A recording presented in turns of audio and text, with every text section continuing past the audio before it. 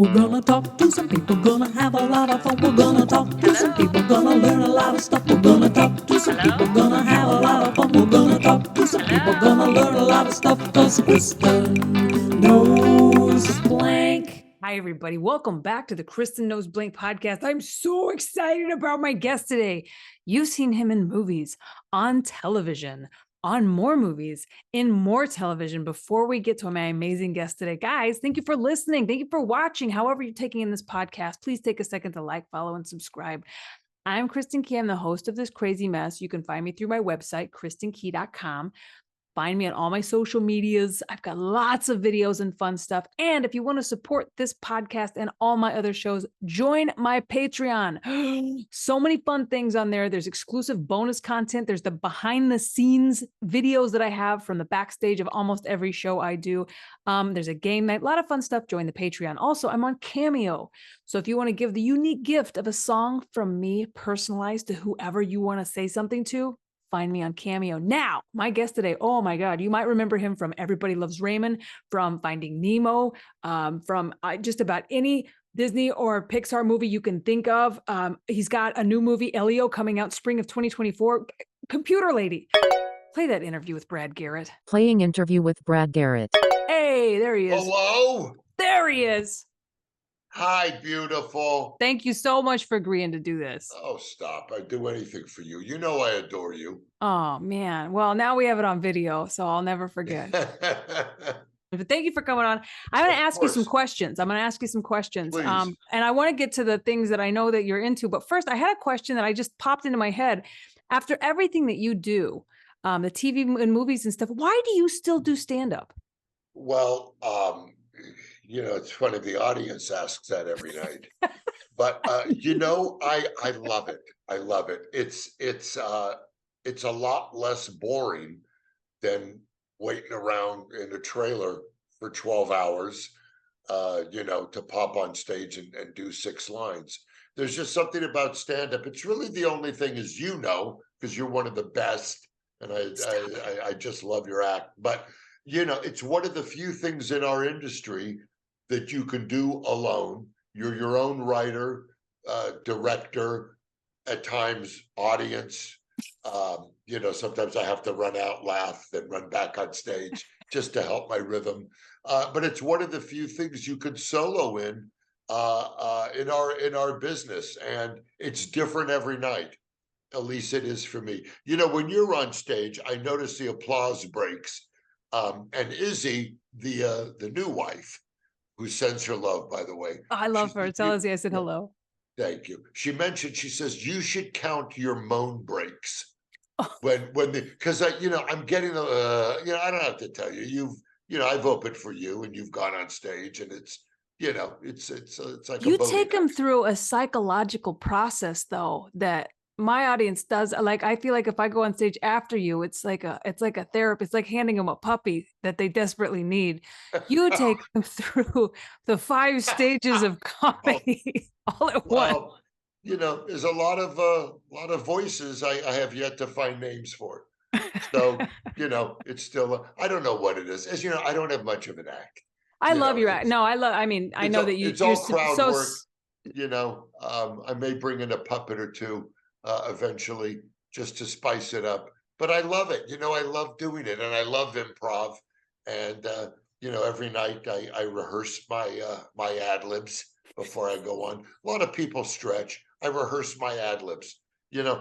When I used to work with Ray, and I would do my, he was like, he would come on stage. He's like, I don't know what you're talking about. I don't see a Latino. I don't see an Asian.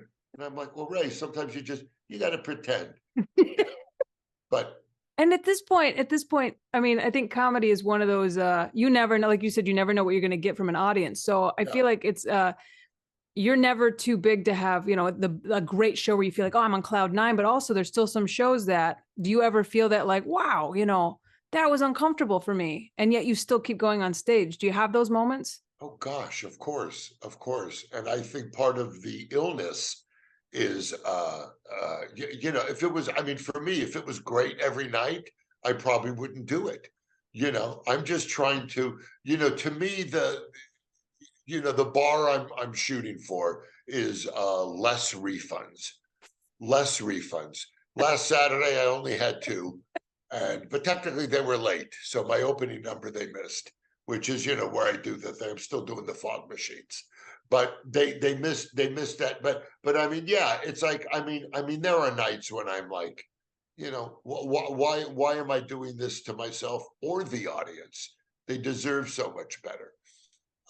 So I guess, okay, you brought up the illness, Yes. what draws us to this. Our business is full of very unhealthy people with all Yes. kinds, a myriad of addictions and issues. Where Sure. are you in your mental health journey today, and how did you get there? Well, I think I'm definitely better than I've ever been. I think Oh, people that shit. realize I know, which is scary. Yeah, not creatively. I'm just talking. I haven't been on the roof in 9 days. So to me, it's a quinilla, as we call in horse racing. But it's I suffered from addiction, alcoholism for years. I'm 27 years sober. And thank you. But things can change. Excuse me a second. This is Oh my God. Do you know how many people would listen to this podcast if you relapsed on it? I'm not asking for oh favors. my God. Listen, I've caused a lot of relapse for people. But it's been a wonderful journey for me. I know it sounds so cliche, but when I was able to finally decide I was not going to win over this addiction, is when I really started to work on my shit and my head. And I was in therapy my whole life. I started therapy when I was 9.5, believe it or not. The toughest part was driving myself to the sessions, because mom would have a couple toddies and forget what school I was at to pick me up. But my dad, now this is, we're talking 1970. My dad was and he suffered from mental illness as well. My father was bipolar. Okay. And but the type of bipolarity, he had a heart of gold.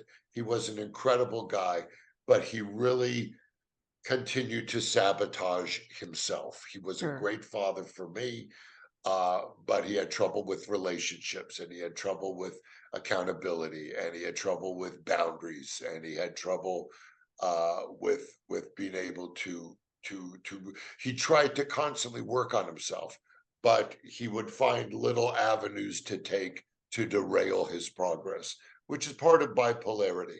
So I suffered from depression, and I think that addiction almost goes along with some form of mental illness. A lot of it is physiological, no question. I believe a lot of it is chemical, hereditary, but there are also trauma along the way that can trigger it.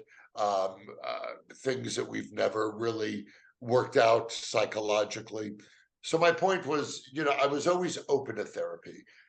My father, thank God, knew that I was really suffering as a kid. The divorce was very tough. I had parents on both sides that used their kids as, unfortunately, as pawns as they were going through their stuff, which happens a lot in divorce.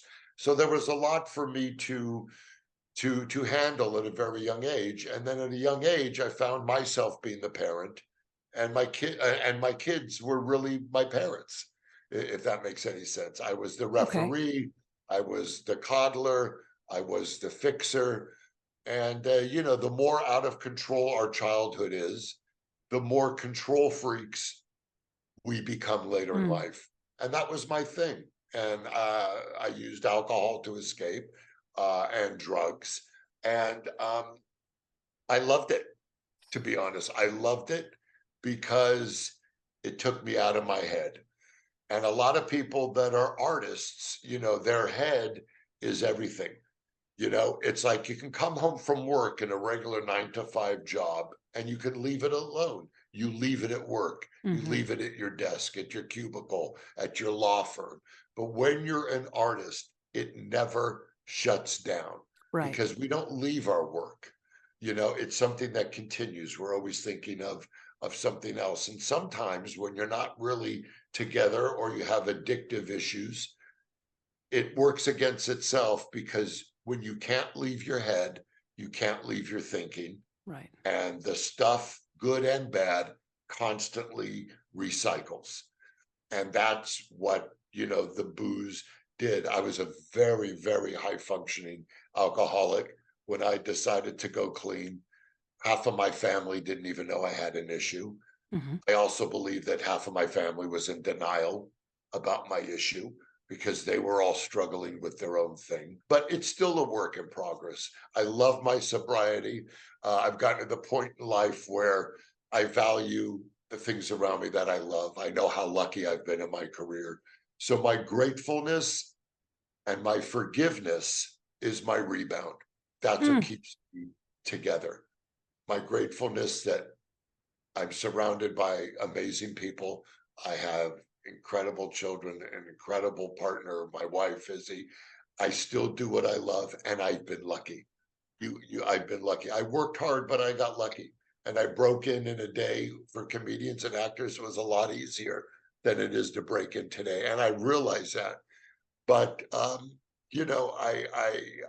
just try to do my homework as far as when I feel things that are triggering, because I'm never at the point where like, God, I almost drank the other day. It's so far from, it would be like putting my head in the oven, which Right. is Right. something I still struggle with. Well, But when you first started that, like, because I'm about almost 7 years sober now. so great. And Congrats. same night and day difference. But when I was drinking, I drank because it worked. Drugs and alcohol did Sure. what they were supposed to do. Because my story, I mean, we'll make it real quick. I came out of the closet and then got kicked out of church and then had an estrangement from my family and didn't know how to exist in the world. And alcohol pretty much saved my life, because I could exist in this world once I had some drinks in me. Well, at some point, there was no more magic in the bottle, you know. Yeah. And I've heard Well people say, put. well, yeah, if drinking were still working, you'd still be drinking. I'm like, that's exactly what happened.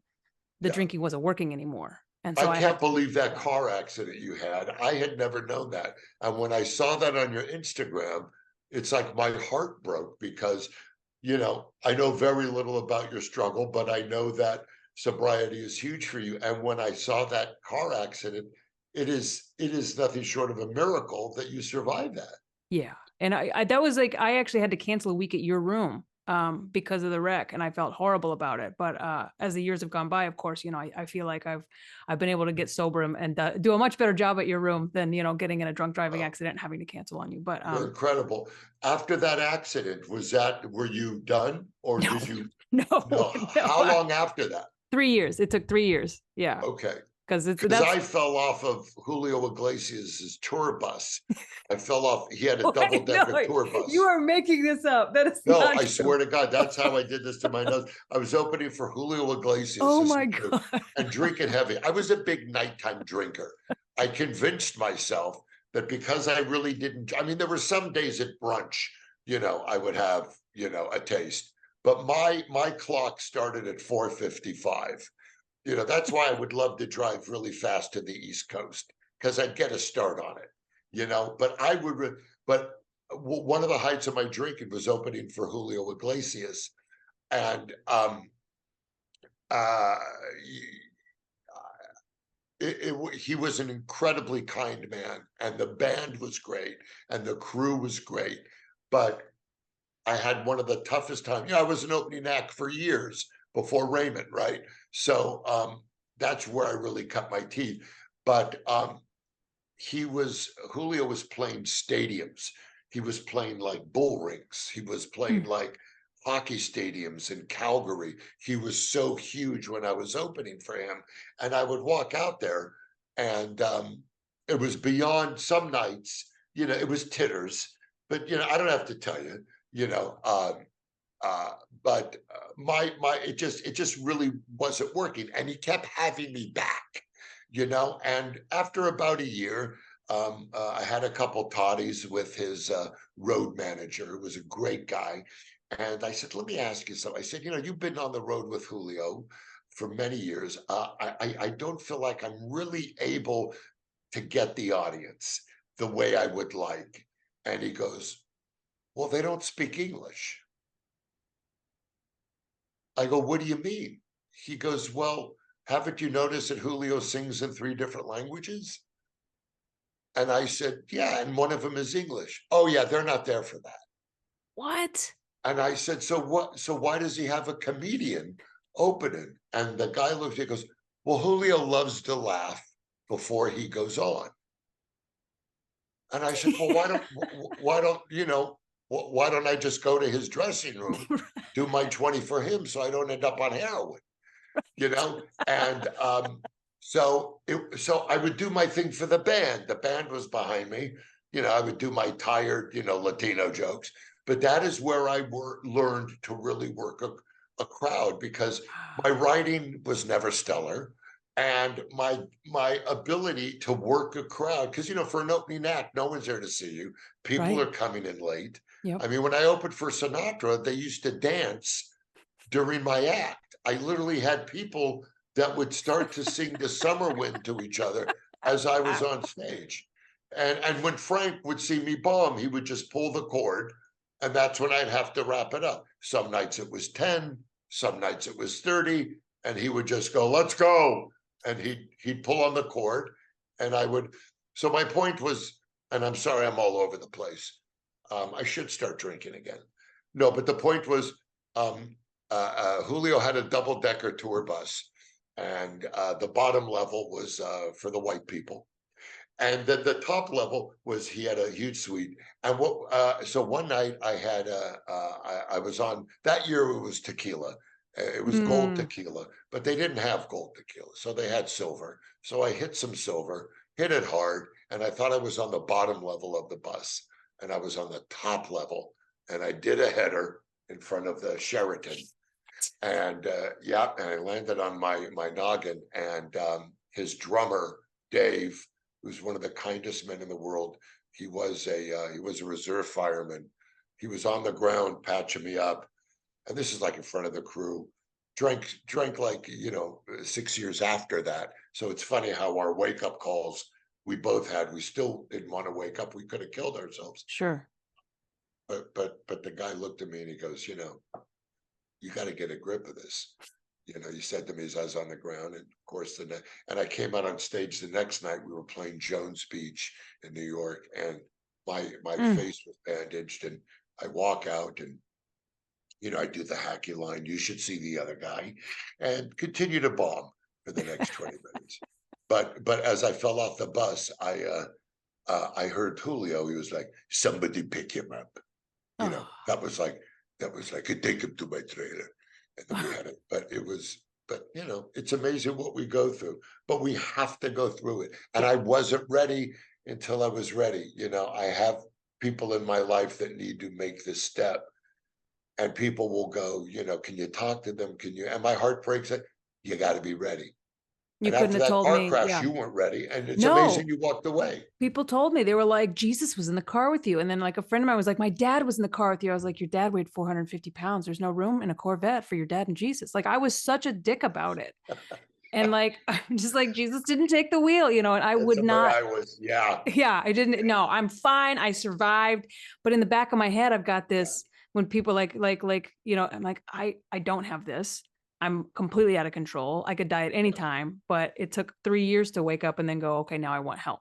I want to do something about it. So happy you did.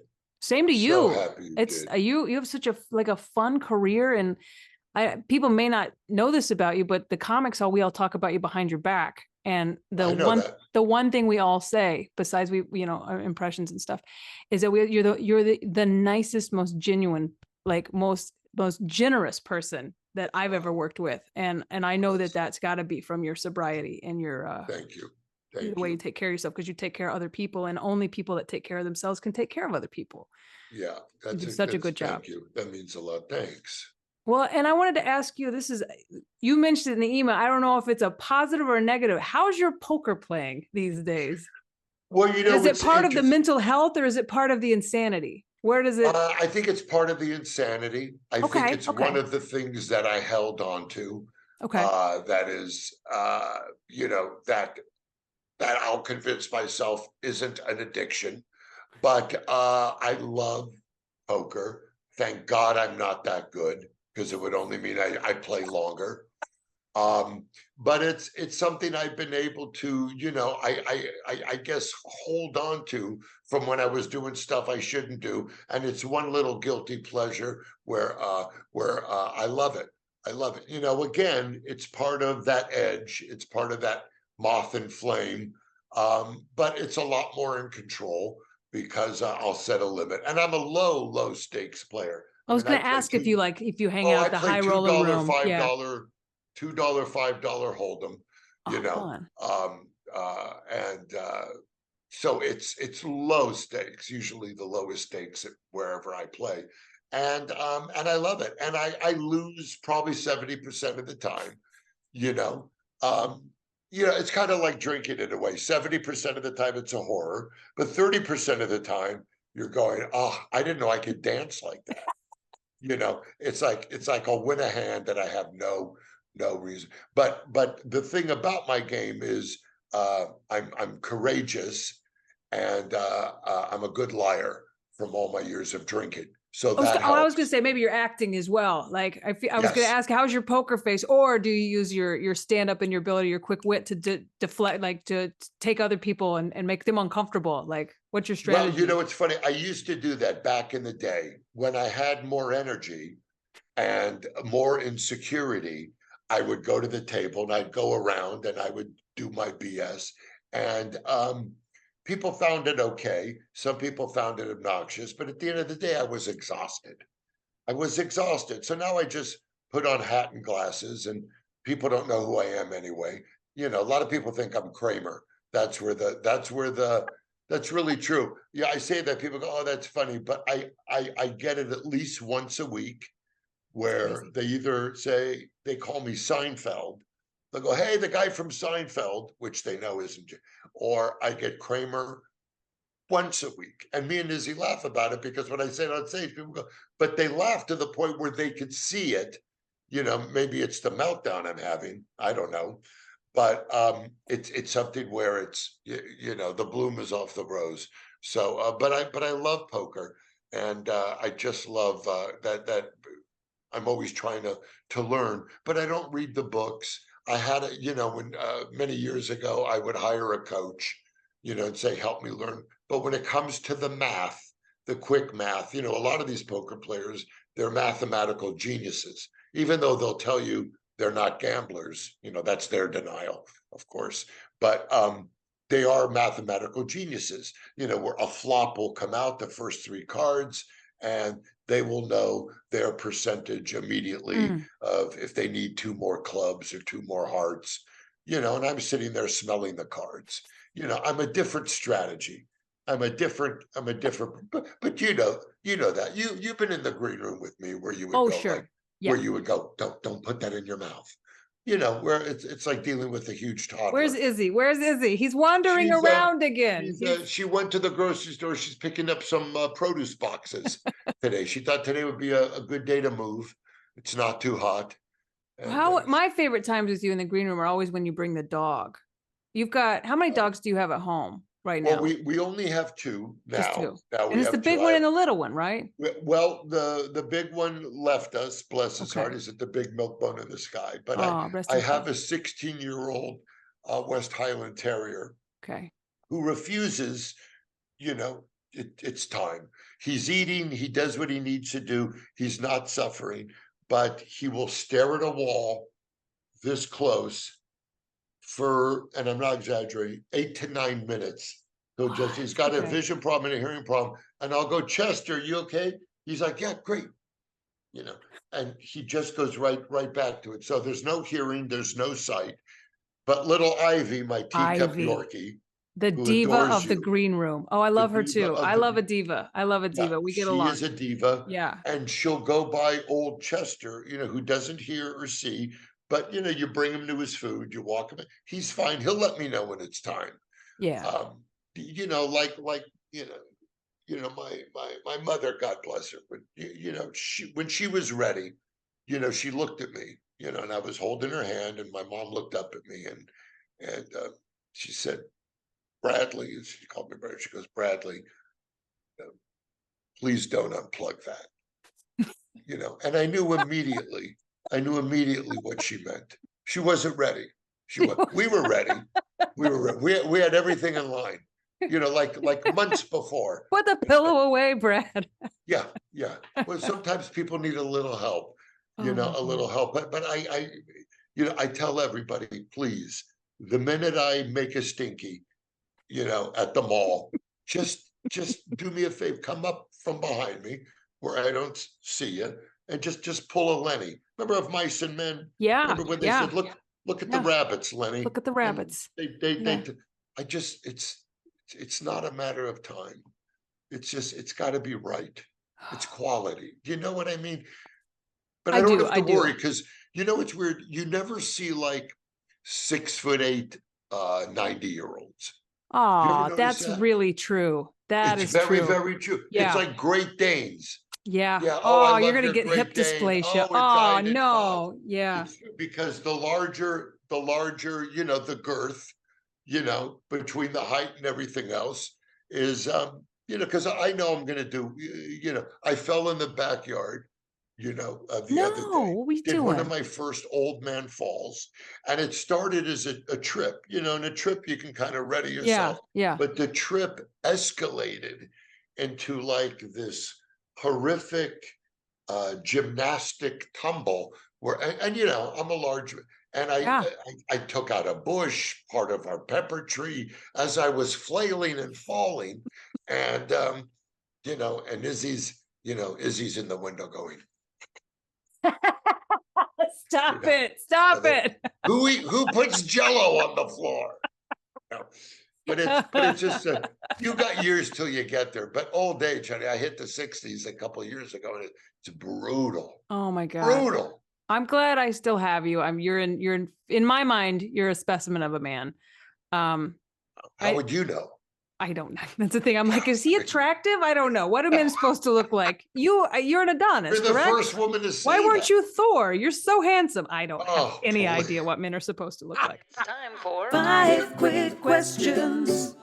I have to ask you 5 quick questions because that's how the show works. Number 1, you're offered your dream role, the role you've always wanted to play, and attached basically is a blank check. The only one catch is there's a very lengthy, explicit, full frontal nude scene. Yes. Do you do it? Well, again, you got to think of the people in the audience that are probably eating. So, no. Look, if there was anything that I was proud of down there, we wouldn't be talking. I'd be selling my tapes. So no. I have trouble with a close-up, let alone frontal. I have a close-up. It's like, yeah, he was left at a fire station. Okay, I'll put you down for a no. Okay. Unless I could do the life of B. Arthur. And then it would, which is my dream. Because look at my hair. See how it's happening? I'm getting B's old hair. I love if you put on a Golden Girls dress for Halloween, please go as Dorothy for Halloween. Izzy could be Sophia. Holy shit. Yeah. It's funny. I had to do something where in Pete Davidson's new show, I had to do something that was very revealing, more revealing than anything I ever did. And they said, could we, while you're with this woman in bed, could we just take the blanket down just a little, show a little bit of your of the cottage cheese? And I looked at him, I said, I don't want to act that bad. Okay. It's like, when it becomes horrific for me, it's not fun. So was it just like a cheek? They just wanted like some cheek? When Izzy and I decide to mix it up, which would be, I don't know, because usually I'll walk in, I go, hey, honey, it's but when we decide to, touch the pirate, I usually come in like a diving bell.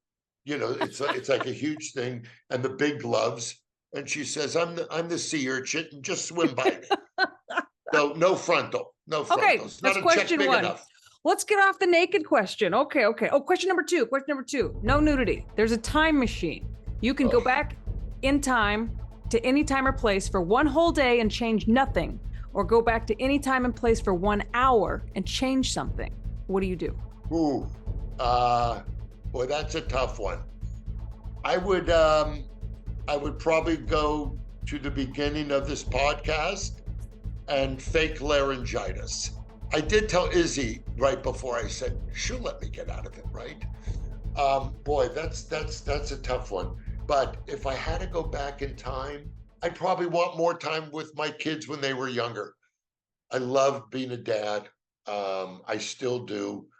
And those were, though they were hard times, there was just something about, when they were younger and I could mush on them more and hold them more. Yeah. We still were very physical and hug and kiss every time we see each other, and we're very close.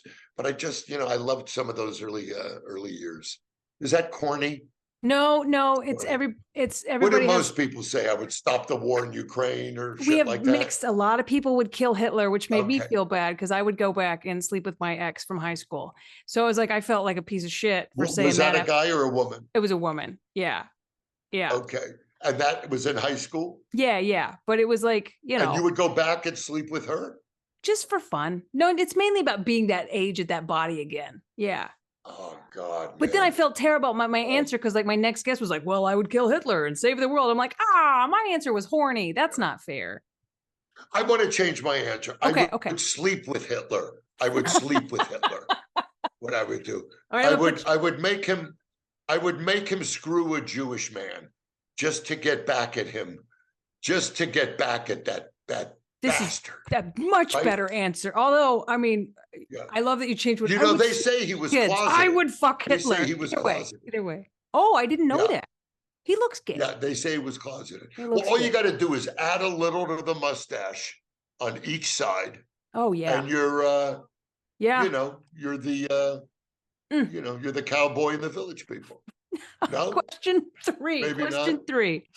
I think so. you want to I- know how sick I am? Every time I grow a mustache or a goatee and I shave it, before I'm done, I'll just leave a little here, and I'll walk into the room and I'll be like,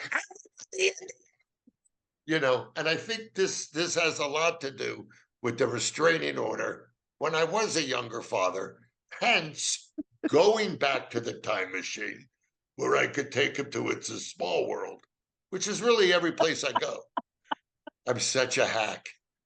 I'm Oh my such a God, you're hack. wonderful. I love that you're here. such a Okay. hack. Okay, question I'm 3. moving I'm you on. sorry. All right. Because we still have one more segment to Yes. do. I don't want to keep you here all day. No, question number 3. Oh, please. Question 3. You can play heads up poker Yeah. with anybody, dead or alive. Who do you play heads up poker with, and do you think you'd win? I would want to Doyle Brunson, one of the greats, one of the originals of poker.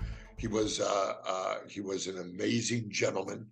I know I won't win, but I would have a lot of fun. He was a wonder. He wore the cowboy hat. Yeah. He was the gentleman poker player. His name was Doyle Brunson. Yep. And the first time I met him, he was like, "Don't tell anybody you're a Jew and we can hang out." And that was a joke. Yeah. But it was great. And I was part of his roast when they roasted him 20 years ago, literally. I met him and he was like, so many poker players are dicks. They're just bitter. And well, most of them they're all gamblers, right? That's Right. a tough life to make a living. No matter how brilliant you are, there have been people I've beaten in poker I have no right beating. A lot more of it is luck than they want you to believe. Ooh. Doyle Brunson, next. Okay. So the last 2 questions on 5 quick questions are kind of weird. You've been kidnapped. I'm so Yes. sorry. And you're entered into a hot dog eating contest. How many yeah. hot dogs could you eat to save your life? Well, if I was kidnapped and someone said, you have to eat this hot dog, the first thing I would say is, A, I need more information. B, please turn on the lights. And C, I don't see a bun. Okay. So, you can't take someone like me and kidnap me and go, how many of these will you Put this put hot dog in your mouth. Yeah. It depends who kidnapped me. If it would take me away from this mortgage, I'd eat 2. Awesome. I'll put you down for 2. Question number 3. Question number 3. Okay. You've been kidnapped again. So sorry about that. And this time you've been entered into a karaoke contest. What do you sing to save your life? Suzanne by Neil Diamond. Okay. And do you think you could sing it well enough to save your life? No. Okay. Perfect. Thank you so much for playing 5 quick questions. It's my How favorite come part every of the show. scenario that you come up with, I die? What is that? So that this show is part fantasy for me. I just. And now it's time for Rad Libs. This is the true story. I'm gonna make it very quick, like all my other stories. I was a lonely kid growing up, and how could I not be? I would play Mad Libs all the time with myself, all the time. I had stacks and stacks of them. What? Problem was, I wasn't that sharp, so I didn't really know a verb from a noun. You know, I grew up under the sink. My mom would open the door every once in a while and go, "The other husband's here, don't come out." But I didn't really know a verb, but I had stacks of Mad Libs. Wow. And that's, yeah. And to That's this my day, as you favorite know, thing. I Yeah. use them in my act. My act is pretty much the same Mad Libs. You know, because many times you'll be off stage going, "Pick a verb." You know how you help me. All right, honey. No, if I I'm say anything to very you, it's excited. pronouns, Brad. Get the pronouns right. Yes. All right, I've written a story. See, that's why you're a genius. I And wrote I'm this not story allowed to for leave you. dead. Here's what You I are did. such a genius. I love working with you. I wrote this story. I left out some parts of speech. You give me the parts of speech together. We're gonna make this really funny story. Here we go. And you wrote this Mad Lib? Of course I did. I write all my Mad Libs. Yes. Okay. Okay. First thing I need. can't I need. believe it's a custom one. It's Wow. custom. Of course they all are. I need a famous person or celebrity. Get rolling. Woody Allen. Woody Allen. Oh God, we're off to a great start. Oh God. An adjective. An adjective. Loudly. Is that an adjective? That's No, an adverb. Let me see if there's an adverb because I'm gonna plug that in later. Okay. What a verb did you say? I need an adjective and it's a descriptor of a noun. I know what it is. Oh Sticky. shit. Okay. Sticky. Yes. Is Yes. sticky Oh, good? It's very good in this. Now, if it instance. was stickly, it would be an adverb. You know, you and Molly, every time I test Mad Libs on her and I'm like, I need an adverb, she's like, is that the one that ends in ly? And then she'll just give me words that end in ly that are not an adverb. Like She's like, Lily. Lovely. Lily. Lily. Yeah. I'm like, no, Okay. adverbs. Well, you know what? Maybe I'll do her podcast next time. Okay, I need article of clothing. Okay. Moo. Ooh, another famous person. Trump. Yep.